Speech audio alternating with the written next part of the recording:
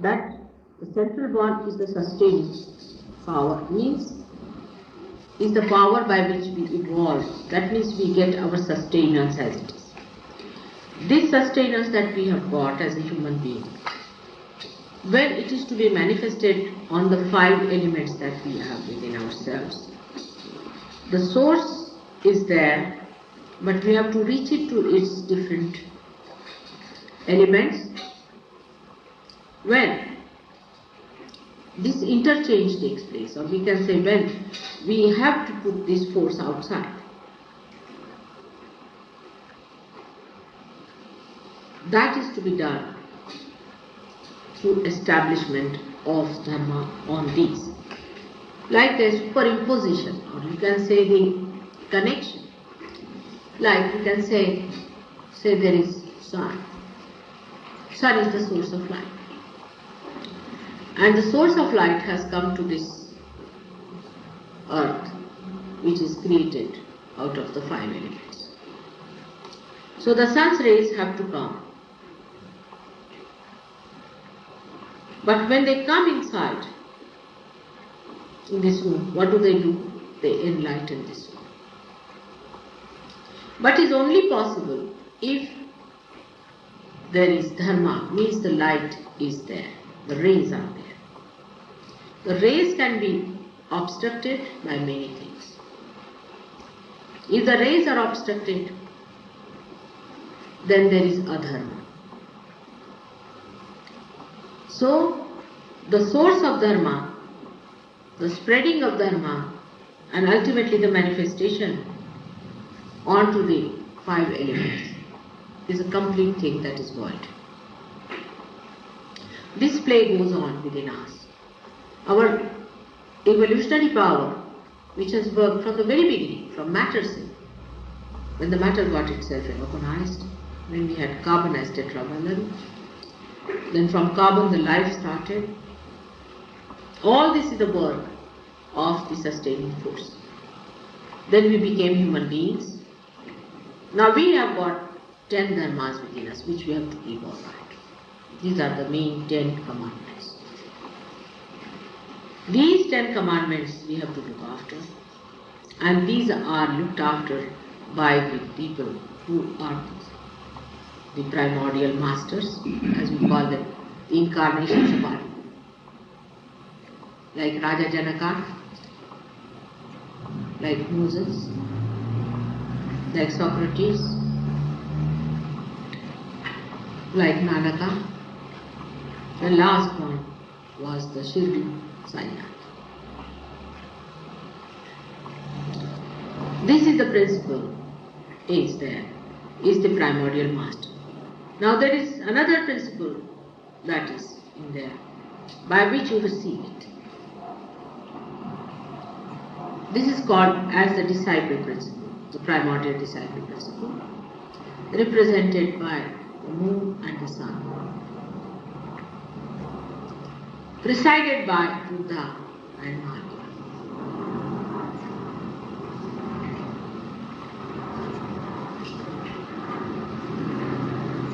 So this disciple element, if it is not in you, you cannot receive it. But when you start receiving it, this dharma gets into you, and then you become the guru. You become the guru when this is completely sustained with you. It starts as a disciple and then ends up as a guru. This is the void part within us. First of all, as the human beings are, we do not observe the first 10 basic principles.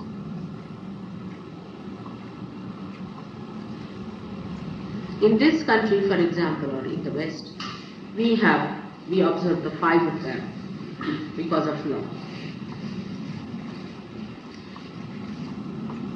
In the countries like India, they observe the rest 5 because of their society.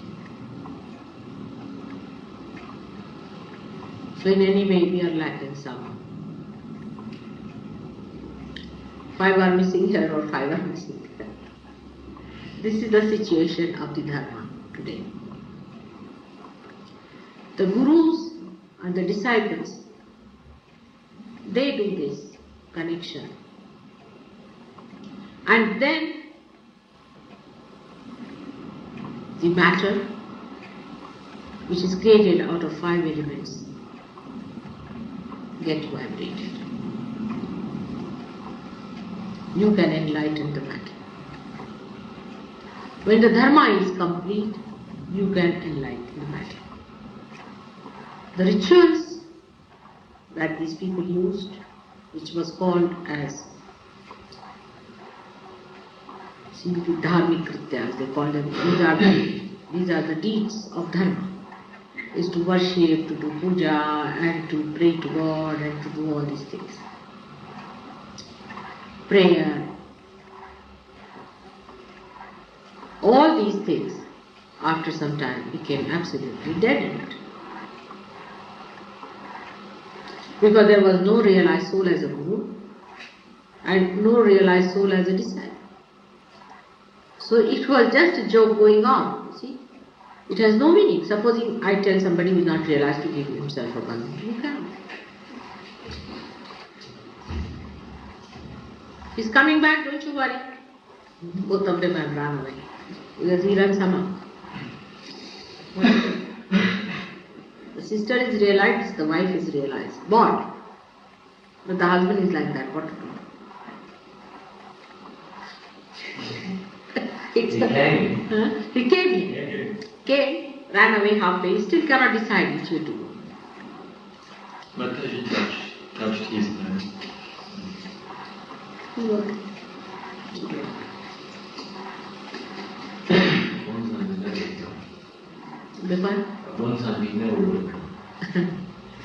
So you will see gradually how it works. So this void is so important because that is how you establish your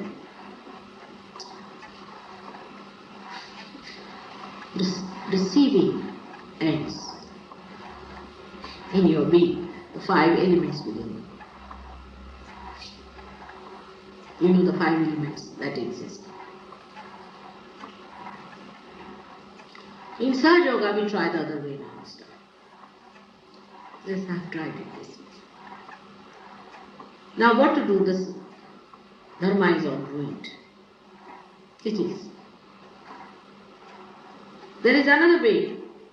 All these elements are represented in your chakras, different chakras.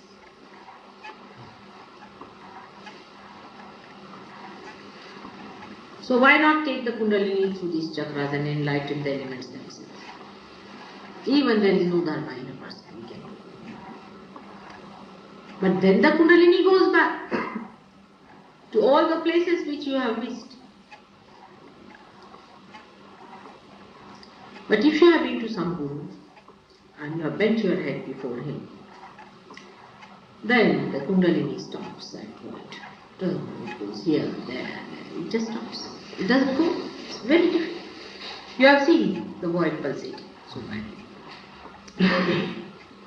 It just doesn't rise. It always goes back into that bottomless pit, as you can call it. It's always sucked into that again and again if you have had a guru. So we try to remove the guru from your mind by so many ways. Deny them completely, absolutely, so that they get out of your minds.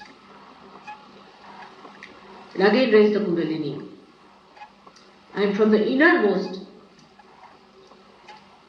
the Brahma Nadi as they call it, the innermost Nadi, is a Sukshma Nadi. Otherwise you cannot reach there. From outside you go on cleansing, cleansing, cleansing until you reach there, you find you cannot pierce it. But outside cleaning helps you in one way, that the Brahma Nadi becomes wider. The Nadi that is in the center of Sushumna. If there is less pressure, then it is a wider one. So for Kundalini rising, there is a better chance. But in Sahaja Yoga, the subtlest of subtlest Kundalini we catch. And thread it microscopically inside. And take it out. And by taking it out, what happens? these chakras definitely get enlightened. They expand. That's how we expand the Sushumna. Expand the Brahmanadi. This is the trick of Sahaja. Because this cleansing is going to take too much time, as you said. The whole thing is to be cleansed out. And then it is to be released. And then you have to meet some guru who has to take it. So this sadachar, whatever Buddha has said, the right action, the right that he has said, is the one that is done. That's what he prescribed. But that doesn't work out with human beings. It's meant for people who are realized souls.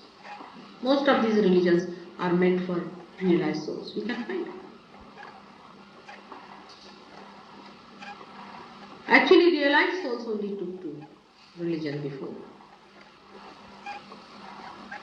Those who were born again, Dvija, Brahmins, who took to religion. But the time has come for people who are non-realized also to take to religion and to receive his blessings. Sahaja Yoga is the only way one can do it. Is to take it in the subtlemost, innermost nadi, enlighten every chakra, increase the size of the chakra, pierce a little bit here, then again raise another thread, then again the third thread, like that, and go on expanding. This is the chakra. This is how it works out. In her case, I did the same. I was just talking to you. Now, the main thing about what one has to remember, there is no rationality.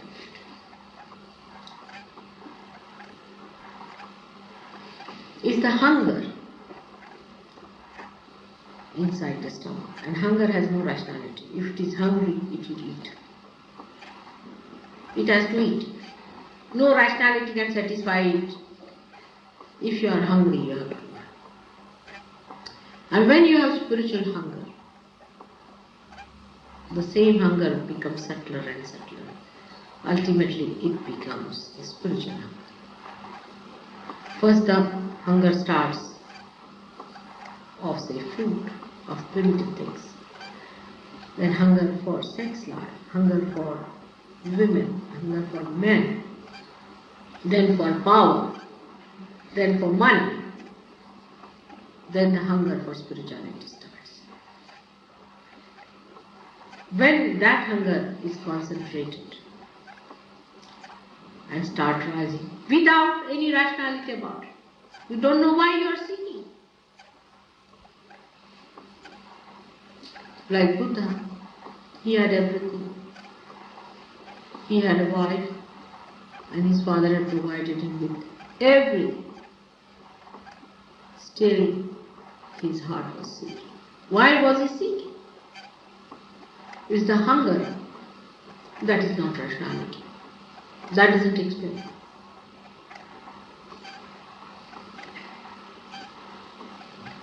And then this hunger starts, and the way we quench that hunger is that.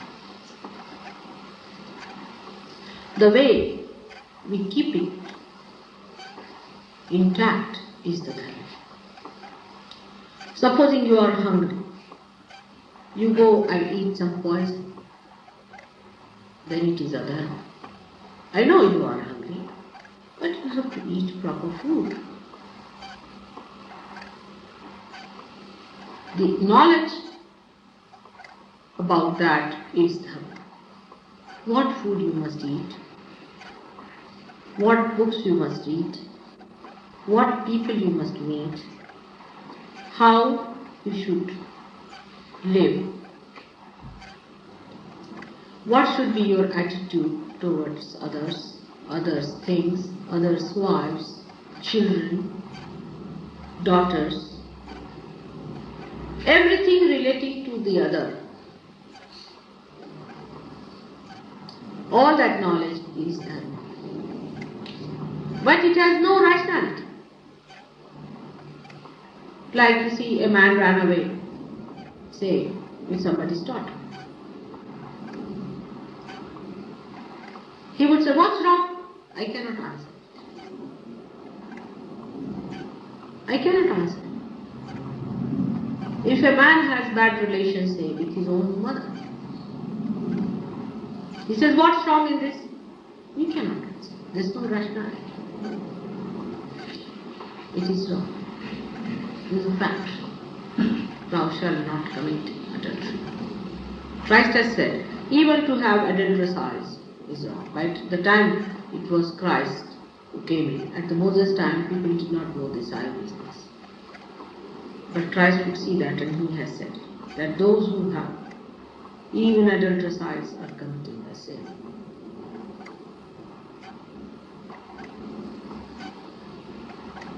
So, how to deal with others? Say materialism now. We are so attached to matter.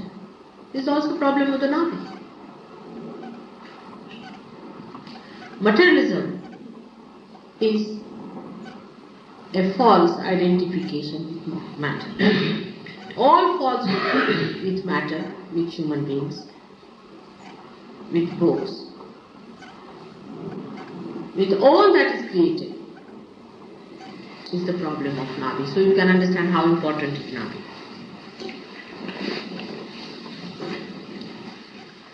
And the one that prescribes it is the Dharma, is the Guru. They did not come like me to convince you and argue out with you. They said, thou shalt not. That's a commandment. Commandment means there is not to reason why. It's a commandment. There's no rationality in them. Now the one who is dharmic does not think about sin at all. Now I'll tell you about myself.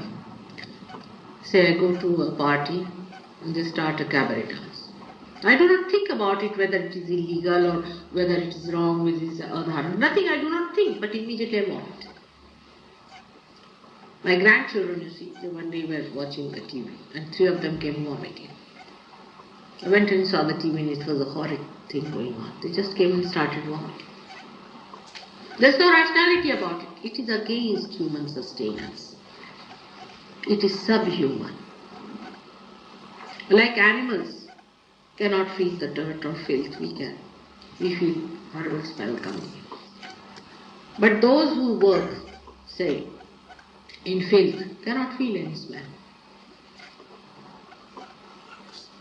If you go near a factory where sugar is produced, you will feel terrible there. You get the smell of those molasses and you can't bear it. But those who are working, they are so much used to it that they cannot feel it. Those who live in sin cannot feel the sin after some time. They become insensitive. But sin is a sin. So the insensitivity when we develop it in ourselves, we become adharmi. When we are sensitive about it, we are dharma. On the left hand side, the intuition about it, the auspiciousness of it, is the thing that one has to learn, the auspiciousness. A housewife is to be respected, honored and comforted because it is auspicious. A wife has to be respectable. A housewife it doesn't look nice for a housewife, you see, dressed in a funny way. Once a chief cabinet secretary from India, his wife had come and she used to think she's very young and smart or something. She was very into tight jeans and things like that, you see. And the poor husband, you see, this side, that side, he didn't know what to do. And she's, very big man's wife. And she came down in London and she was thinking, oh, she's a great, smart thing. And they were invited to a dinner. It's a real thing, real thing that has happened. And when this man was to go from somewhere, she had to go from somewhere. So when he went there, he said, where is my wife? He said, she hasn't come. I said, oh, she must come. She's not like that. She's much smarter than me. She must have arrived. He looked around. He couldn't find her. And there was a lady standing He said, there's your secretary has come. She's standing there. And he didn't know what to say because she really looked like a secretary and not his wife. So the housewife has to be dignified and respectable. And she is to be respected. Is the part of that auspiciousness. And the wife, that essence of a wife is the governing. So you can imagine those women who stand for lib and all that, and those who try to sort of say that why should we be respectable? If the husband is not, if he is carrying on with other women, I should also carry on with other men. You must know that you are withholding that great position in the stomach, on the left hand side of every human being. And that's why the left navi catches in England so much. And in America, I think it's missing already.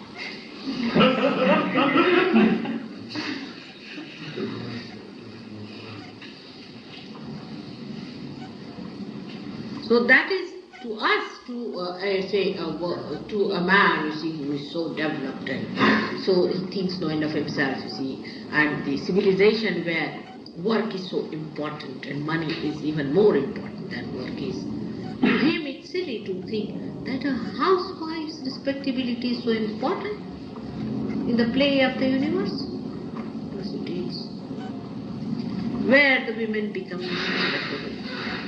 The whole, you see, that's the breaking point of the society. There the human beings will start destroying. That's the real atomic bomb you have got.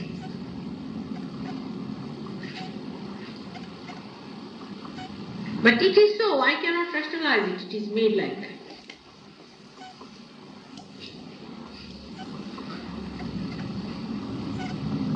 All the gurus have said you should not drink, even Moses.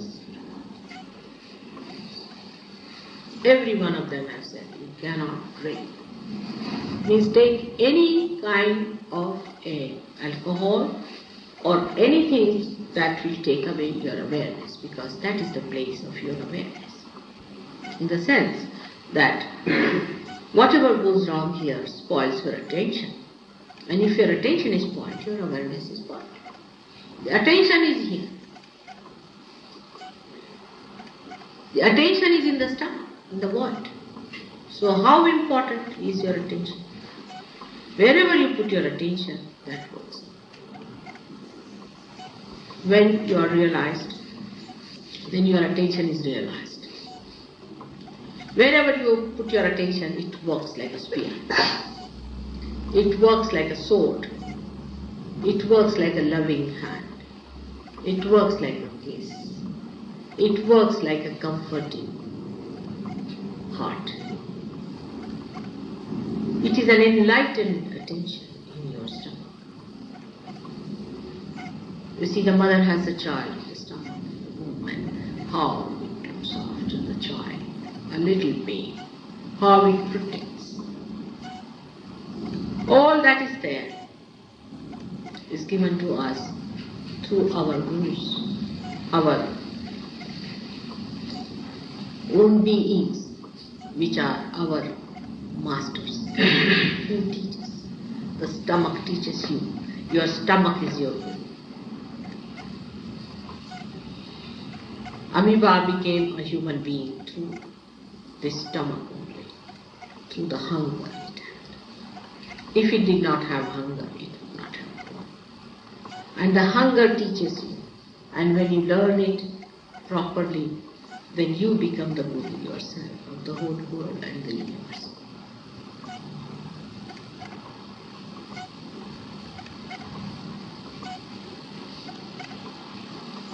Why? That's why it's very important.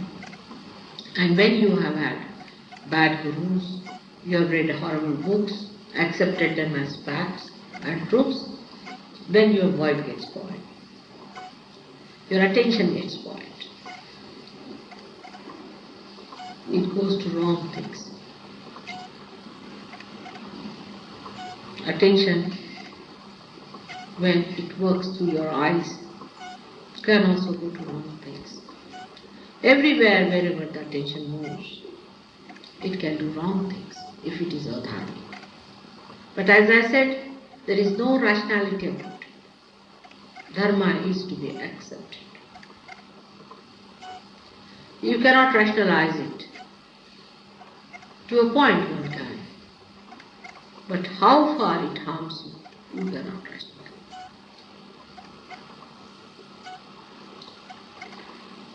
And then the curses of divine comes on you. Any kind of fanaticism or identification with one idea, like Muslims thinking they are Muslims, they are adharmic. They are not dharma. Dharma is that you have to respect all the religions. It is a sin not to respect any incarnation.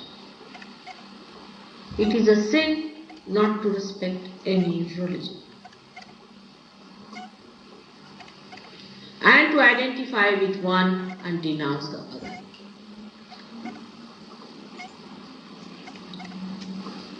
So give up all these false dharmas and come to that one dharma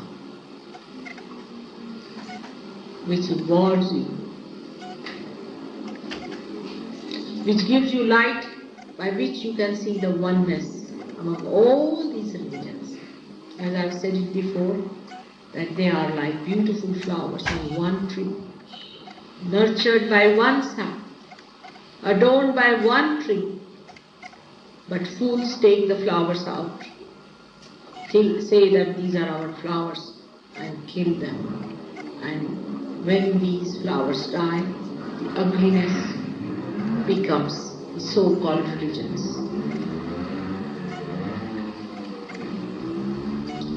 So in essences, respect all the religions and all incarnations. Fanaticism is absolutely against knowledge and against the void, because the whole balance of your void is to be kept.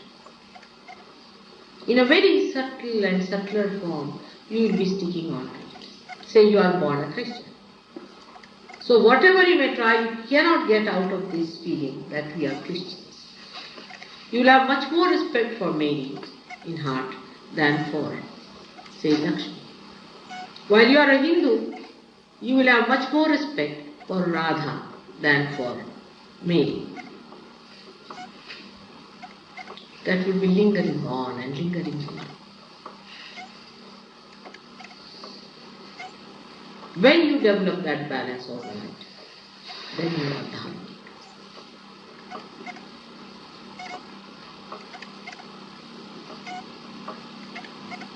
That balancing has to be done.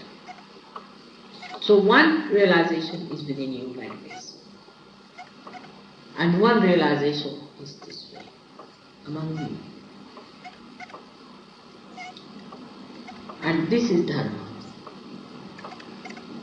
Among all of you, there has to be another integration, a complete integration of understanding, whether you are white, black or red, whether you are Hindu, Christian or anything.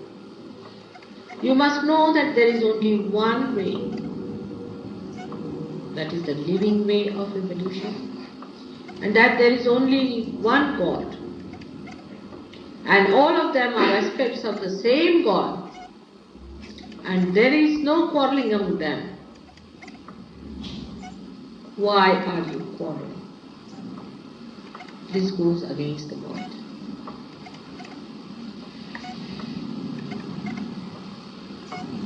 Complete integration works out in the stomach only. And when you are completely integrated, you will be surprised, rationality drops out. Automatically drops out. Rationality keeps this integration. Because if your heart says something, rationality says no, it's not correct.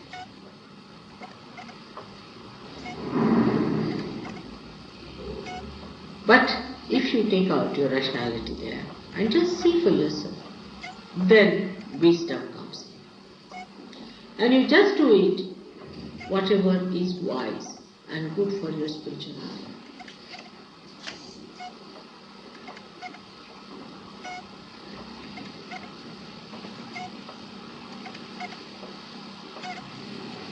How are you now?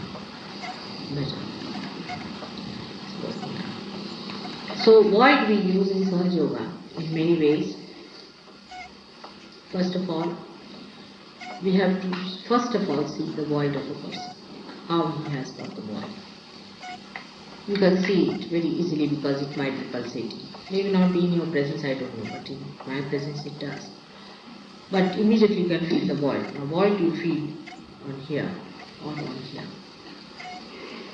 Now just see, these are the bases of all the chakras. You feel the void here or here. Basis of all the chakras you can. So you can understand how important this void is. Now, if it is catching here anywhere or catching over here, then you have to ask the person about these various points. Whether he is a materialist, whether he is a fanatic. But these questions you cannot ask directly. If I say, are you a fanatic? He'll hit me hard. You have to be very, very clever about it. Now how to ask a person whether you are a fanatic or not? Very easy. Say he's a Muslim. So you just ask him to put your hand, saying that, should I put some kumku on your head? His fanaticism will come out. I can't do this. If he is a Christian, then you just ask him, can you put a swastika on your head? Cross he'll accept. Swastika, no, I am not Hitler. That's how you can make it out, whether he's open-minded or not, by suggesting these things. So then he comes out with his fanaticism. Then what do? You do not condemn him as a fanatic. No. That won't be Sahaja style. It's alright, I'm going to. But cross, will that be alright? Right, take the cross. Now if I say that cross was for swastika, then it became cross. Will you be angry? Gradually. But if he's a fanatic, you go outside and tell Muhammad Sahib to beat him nicely. He will do the job. Shoe beating is very necessary for all the fanatics. Nice shoe beating. But fanatics are one of the most difficult ones. Then those who have been to other gurus also will be showing. These days you don't get fanatics so many who come to Sahaja Yoga. Mostly they are guru bitten. You see, there are frost bitten people, there are guru bitten also. Mostly they are guru bitten. Then you ask them, have you been to a guru? What your guru has done? This, that. If you tell them, sometimes they can be fanatically attached to their gurus. Then they might be angry. They do it. But what to do? You see, sometimes you have to tell them. Is the food? Yes. It's good they are looking after food we are having. Otherwise, if you have to cook also, then all your attention is there. It's much better than your ashram. No headache, nothing. You are having a nice time here, and their food is ready. Now serve, come and have the food. So the right time, we are talking about void. I'll sit here.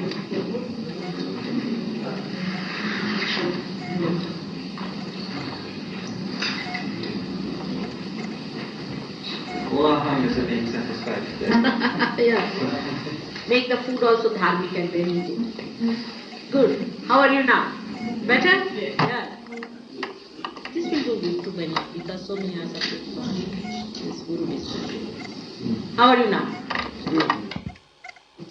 It's such a wide subject that I cannot cover it in one lecture. It will require many more. But the most important thing about void is that once you are enlightened, you become dharmic yourself. The dharma starts flowing through your hand. These vibrations have a capacity to establish that. So when you put your hands now towards the 5 elements, say you put your hands towards the water, or you put your hand in the water gets enlightened, vibrated. And if somebody takes that water, it will establish dharma into that person. Supposing somebody is a drunkard. Now you put this vibrated water to him, give him to drink. He'll feel nauseated after drinks. He'll throw away the drinks, then he will stop. Some of you have noticed that when you came to me, first you felt a terrible nausea within you. And you felt like vomiting, sometimes you felt uneasy. So these vibrations through the water now pass into your stomach and they establish dharma there, the proper relationship.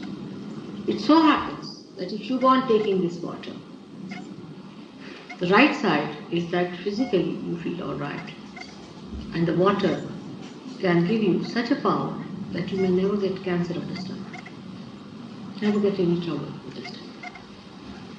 But left side, it has greater power, this water, that it cleanses you, your sins, and puts your attention, fixes it up on Dharma.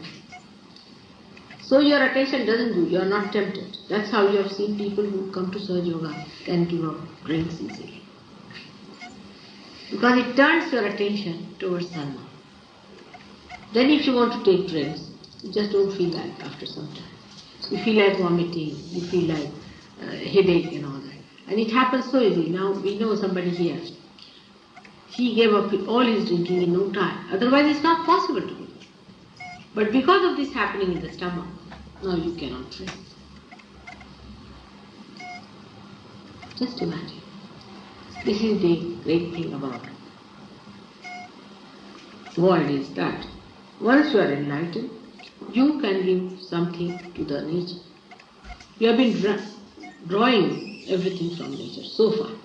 First time now you start giving something to the nature. And what you give to the nature is so nourishing to it also. Supposing you give vibrations to, say, fruits, or to trees, or to flowers. You will find there will be 10 times more, the growth will be much more, they will be lustrous, and they will be very juicy, very tasty, and the whole atmosphere will be different. Maybe after some time, these trees, if they will be standing there, anybody will be passing that way, if he touches the tree, they will get the vibrations also. So maybe a tree may become a cure or something like that. All those waters and all that we talk of curing water are nothing but vibrated waters. They are vibrated. So if the vibrated water goes inside, you get cured. So this is on the left hand side it works, that it establishes your religion within you. All the problems you have had is all completely cleansed out by them. In the same way, if you enlighten a light now here, you have seen so many times, what you can enlighten a light. So it starts going, see, both are there, but this one is going in a different way. That way also going in a different way. But this one just is taking out the black. It is because it is enlightened. That is also enlightened now, so it may also take out. But this one I am showing the hand is taking away that. If you see these lights, you will feel they are like pulled out lights. That is, you see the realized lights are pulled out like that, straight. And I have been to some of these churches where they have these lights. And as soon as I entered inside, they are all going like that. It is interesting to see how they start suddenly glowing like that. But people do not notice it because they do not understand why it has happened. But you can understand that. So if you put the light, enlightened light, say yesterday, the other day we had that Havana, is the enlightened light. Havana we had made it enlightened, Jagana. Then whatever we put into it, you see our badhas and everything, it burned. Whatever we wanted to burn away, what is the beauty of fire is that, say, if you have some mixed up gold and you put it to fire, you will find the gold will be separated and the filth or dirt or whatever is inside it will be separated. So this quality, which is the right hand side quality of the fire, is becomes in a left hand side, is that when you go near such a fire or you use such a fire or a light, then what happens, that whatever is unwanted in you is burnt and you get the pure thing. So it purifies. Fire is a purifier and it is a melter. It melts your heart. This fire melts your heart and you feel the compassion. So that's how every element can be enlightened. And this is the work done in and void by your Kundalini. Kundalini goes to various places and she enlightens all these elements in your stomach. In the stomach, the basic principle is of water. The void is covered with water. And in the water there is salt. And the salt is nothing but is the Dharma. Is the Dharma, the salt. That's why when we give you salt, what happens? The salt that is vibrating goes and helps you in the stomach. And salt shows its own nature there by absorbing all that is in you, which is, we can say, is a mobile tag. A person, supposing, has got left hand side problem, then he should take salt. If he has the right hand side problem, she should take sugar. So these are the two qualities. This is the 5 of dharmas are done by salt and 5 by sugar. And these are the best solvents in the world, as you know. So all these 3 things put together, water, then salt and the sugar, they solve the problem of the body. That's why we use these 3 things. If you remember, Christ has said that you are the salt. That means you are the gurus. Salt is the guru.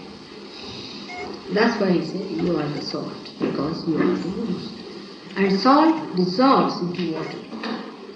Water is the Dharma.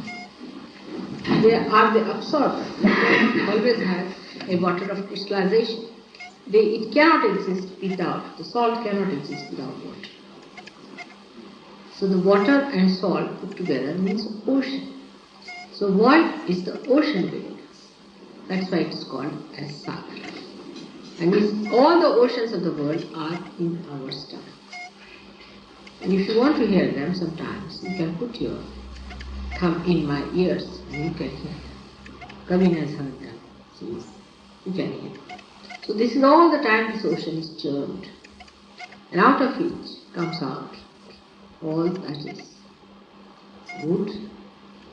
And whatever is bad is burnt away or washed away or made to, with the air, it is made to be swept off.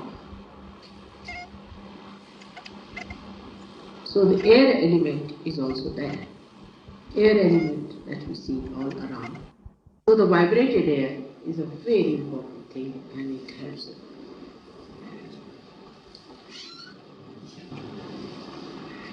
So I have talked to you about all the 4, but the 5th one is Akasha, is the ether, you can say.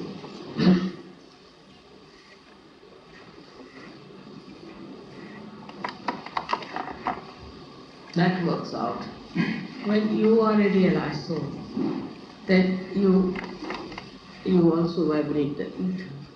That's how our many collective work is done through the ether. You see. Now supposing I want that you should get a proper seat when you are going or something, or take a small thing, anything materialistic, you can say. All my children are going down there, how will they? I have to just worry about it immediately. Orders are sent, alright? So Saint Michael and Saint Gabriel, both of them say, now what should we do? We must find out a proper place. So they take dawn into consideration. They bring him down here and find out a nice place for him. It's all done through ether.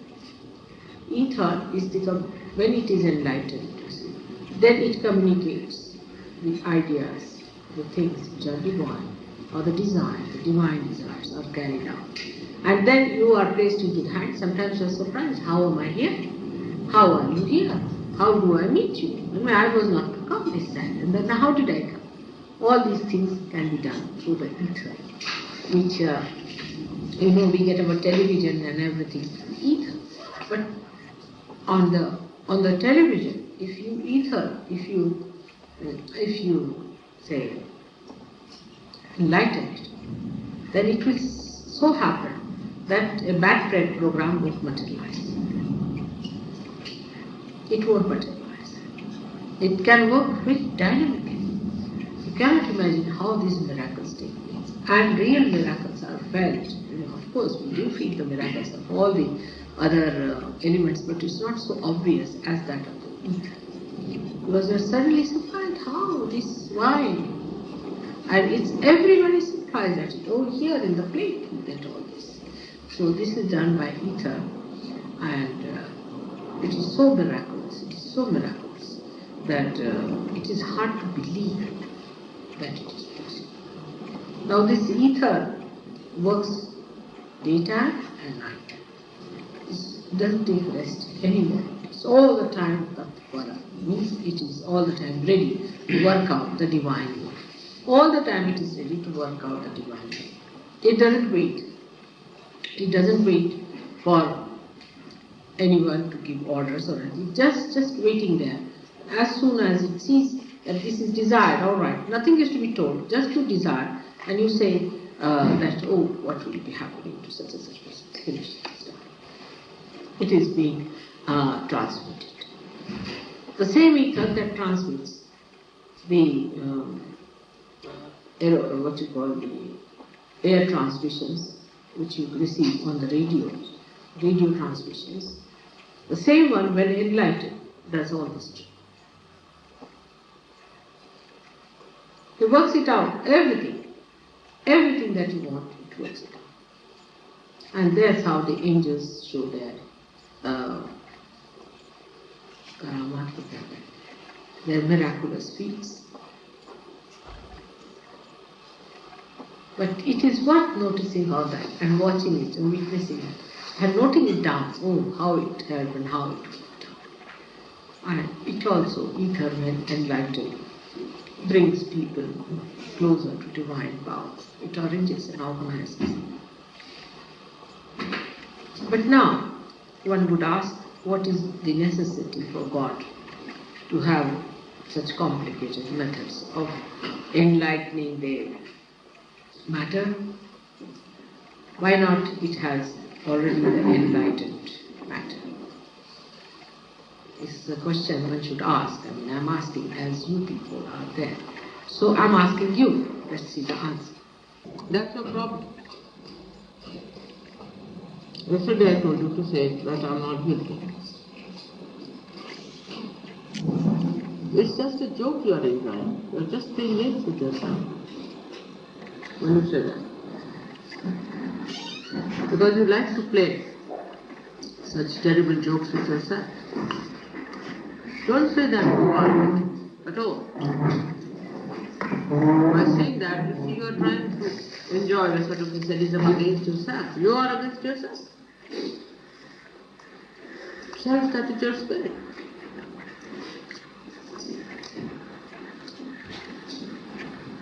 That's what it feels like. It feels like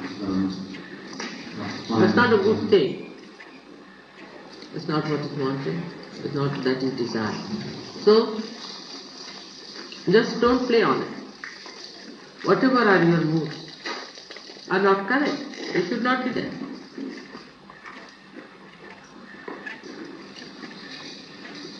By your moods you are lost. Sometimes you get this mood, sometimes you get another mood of aggression. You're in a temper or something like that. And sometimes you get into this kind of apologetic mood. Both are useless, absolutely useless. Just throw them out. Why should we do it?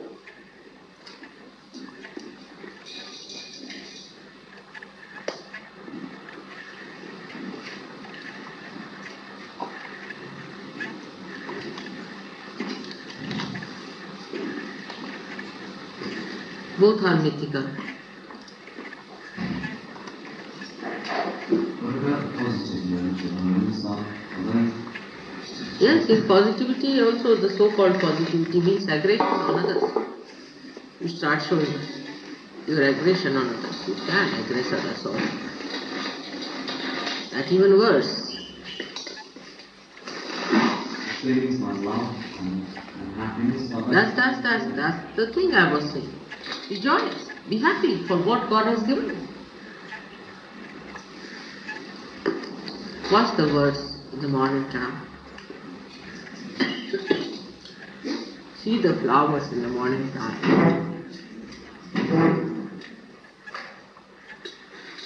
What do they have? They are standing in the sun, in the rain. They are facing the nature all the time. Imagine the delicate petals of the flowers. Do they show any signs of negativity or of aggression? They only emit fragrance. Till they live, they will emit fragrance. When they will die, they are not gone.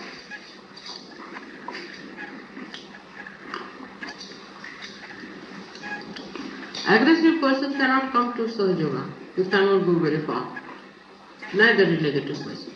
But aggressive cannot. He'll drop off.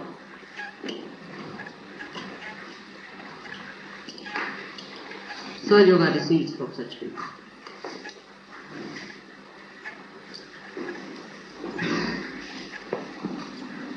You have to be humble. But you are not to be slaves.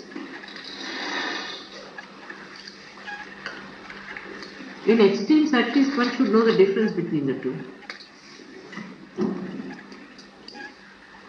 If that is extreme, say something is very black, then you can see the white very clearly against it. And when you know how to move from one extreme to another extreme, you should be able to see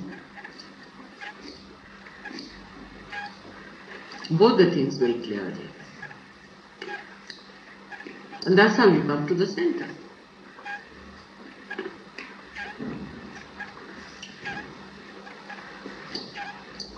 Well, it is for your own good to be like that.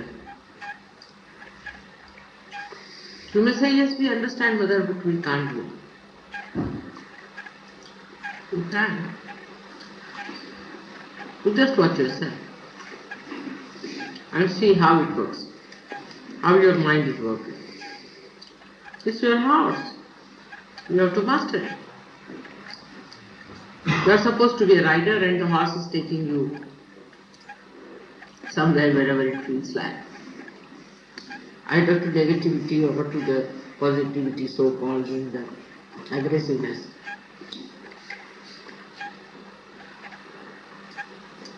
It's the horse that is leading you, not you are leading the horse. What kind of a rider it is. And the horse is like a pendulum. When you are led by it. And when you identify yourself with that horse, you think what to do, it is happening.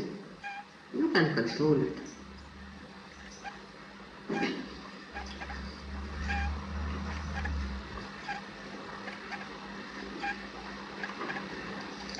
You have to tell yourself. That is to tell your mind to behave itself.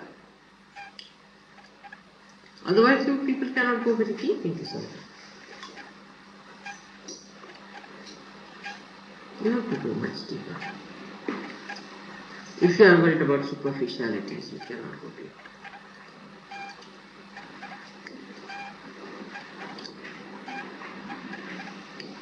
Deep down is the truth. There lies all the joy.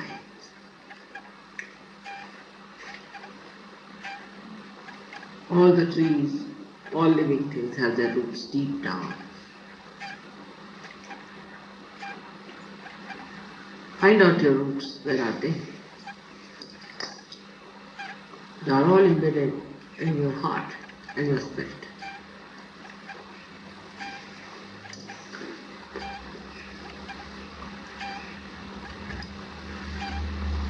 Not in these superficial things where your mind is moving like a wind here and there, just like a dead leaf.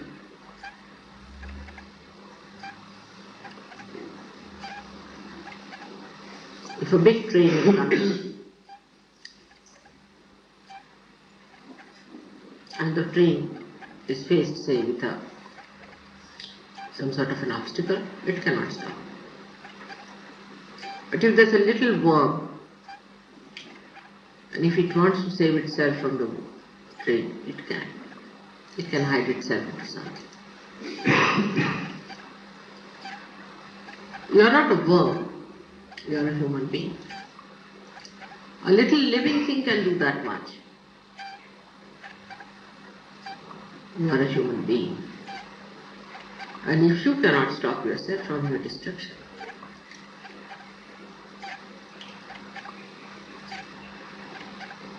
then who can stop? You see in the nature,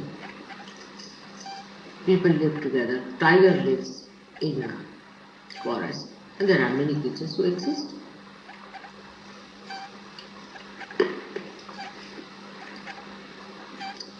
But if human beings cannot save themselves with all the brain that they have, the dynamic stuff, with all the energy that they have, with all the discoveries that they have made, then who is going to save oneself?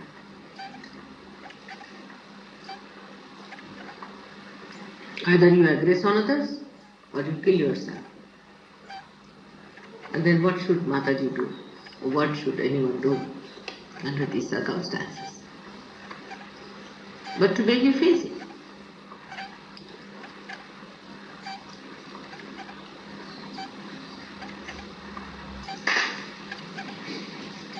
In Sahaja Yoga, you can face it very clearly. You can see others doing it also. But first you must see it in yourself. Unless until you see it in yourself what you are doing to yourself, you cannot see in others.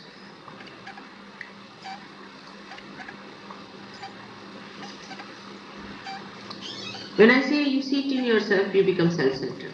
I mean, anything you say can be twisted. When I say you see it in yourself, that means you detach yourself and see in yourself.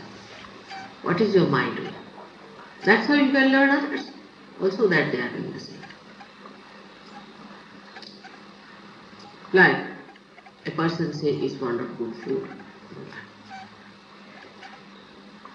If he can see that he's hankering after good food all the time, he's thinking about good food, his mind is something like that. If he can see that, he can correct it also, if he can see it. Apart from that, when he sees somebody doing it, he would not hate that person, but he would help him to cure. On the contrary, I have seen those who are like that hate the other person, make fun of the other person, while they have the same weaknesses. Why? Why it happens? There's a psychology behind it. Because that one which is doing like this wrong in here, you hate that one subconsciously. And that's what you hate in others. But that is consciously. If you hate that part in you consciously, there won't be any problem. That part which is negative, the part that is telling you all these things, the part that misleads you, the part that spoils you, the part that covers the self, in you,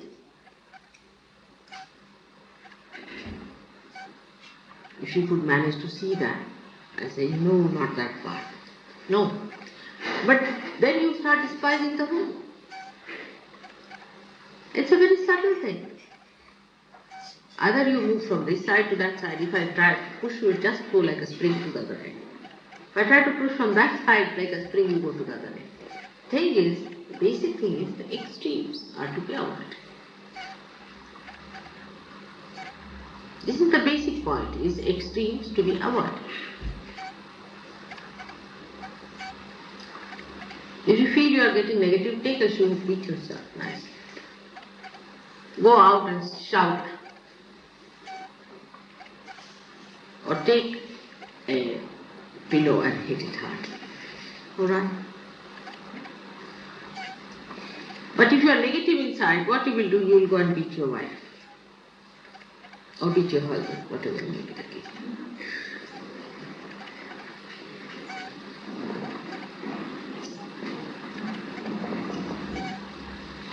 It's a very simple thing for a Sahaja Yogi to do. Is to be amused about yourself. Just be amused. Look at this Mr. So and so. Now see. When you start seeing yourself like that, you see, be amused at yourself. Oh, so now Mr. So and so is coming up like this. Oh, come along, come along. Now the vanity. Come along. I would like to see the vanity that I have. See Mr. Ego coming up. Now, here Mr. Ego stands.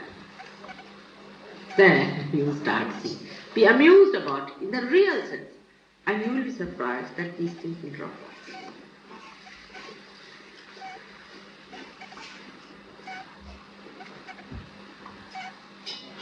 You know this, when you observe something and you say something in yourself, and you act. Yes, of course, very much. Yes. You say that, yes. And you're still not correcting it. What's wrong with it? No, you should say, get away. You take 2 running jumps and go.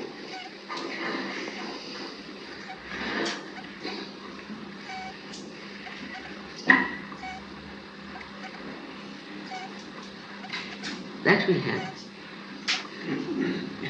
If you want to have phraseologies, I can tell you. But I think you are much more equipped in English language with all the beautiful humor that you have. Just play that on yourself. See, humor is a beautiful thing that you can really play on yourself. Instead of playing these melancholy songs and foolishly indulging into all this romantic nonsense. Better play some humor on yourself. Sit down and read some humor and enjoy the humor upon yourself.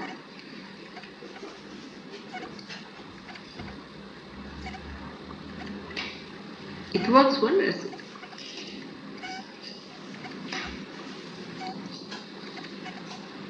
And those who know how to laugh at themselves are the best people.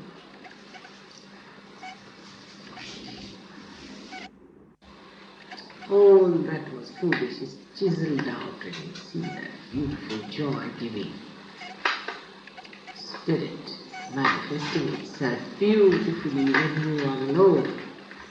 In all your worries, all your problems, and all negativity and so-called aggressiveness and everything just disappears, and you are one with that.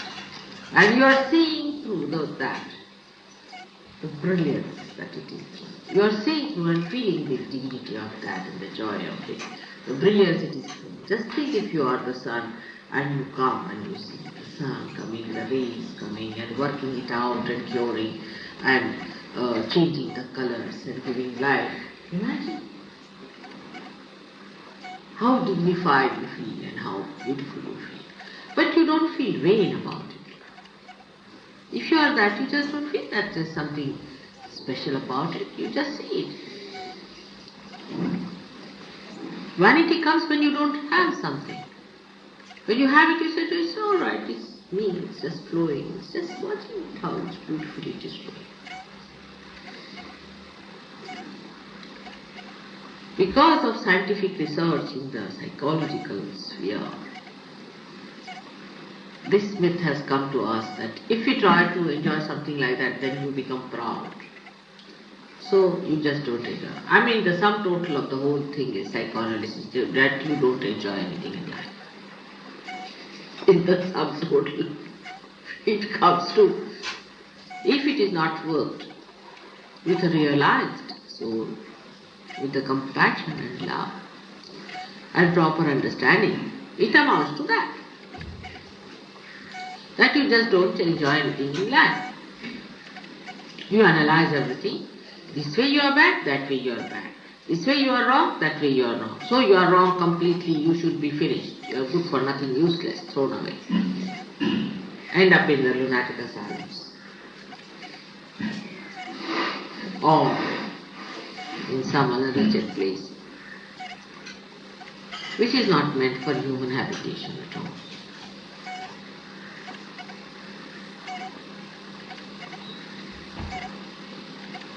Idiotic it is, I must say. Stupid.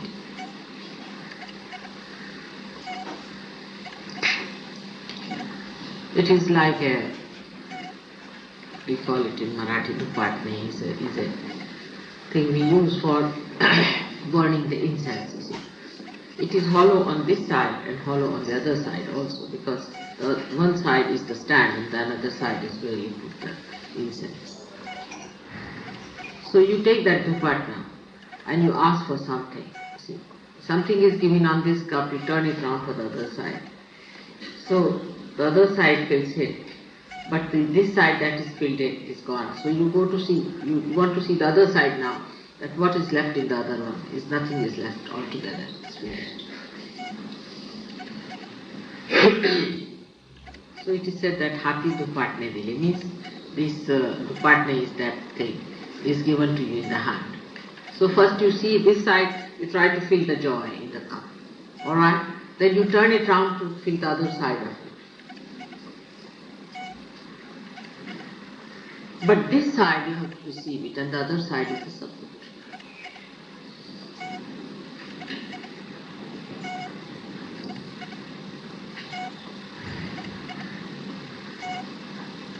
So you need not go to the right then to the left.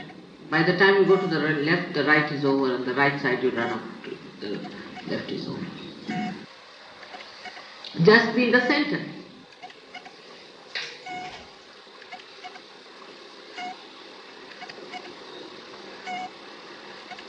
Push yourself in the center. Just be there.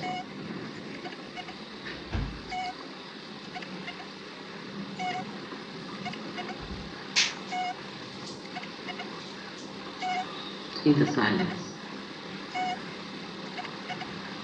Silence of joy calls me.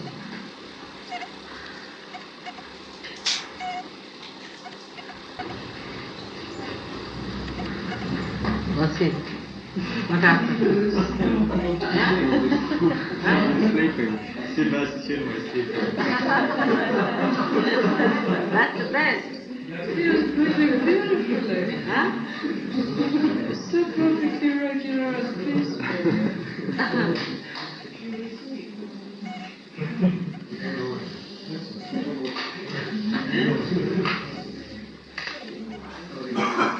That is the best, is to sleep off.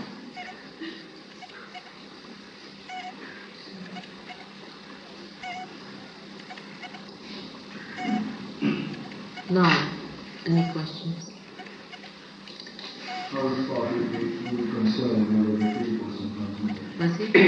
How Should we be concerned with other people? I mean, such a situation where we think that we should have a better understanding. Yeah. And yet, you don't want to tell them for when they're stupid, right? And so we try to do something. We still go back. Right? Yeah. I would say, you see, Regis, that you have wisdom. All of you have your wisdom. And you tell them in a way that would carry the cool, as they say. Because if you tell somebody you are stupid, I mean, he will make hell for you. You better not do that. Alright. Now if you tell somebody that you are very clever when he is stupid, if he is really... You know that, and then you talk. Yes, they will know that too. Because people here are very clever, you see. They are stupid in their wisdom, but understanding that what others are talking and all that, they know very well. So best thing is, whenever you have to work on them secretly. Give them a bandhan, give them shoe beating, but openly you give them tea.